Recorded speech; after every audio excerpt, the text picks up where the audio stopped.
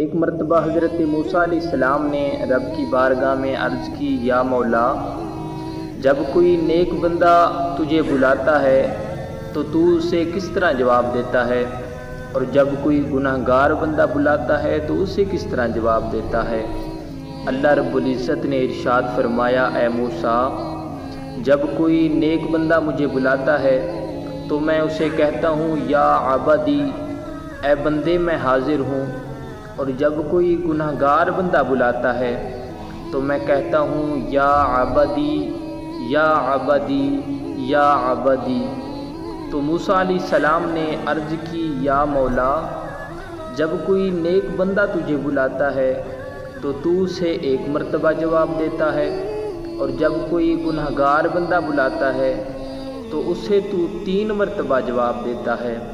اللہ رب العزت نے ارشاد فرمایا، اے موسیٰ، نیک بندوں کو تو اپنی نیکیوں پر مان ہوتا ہے،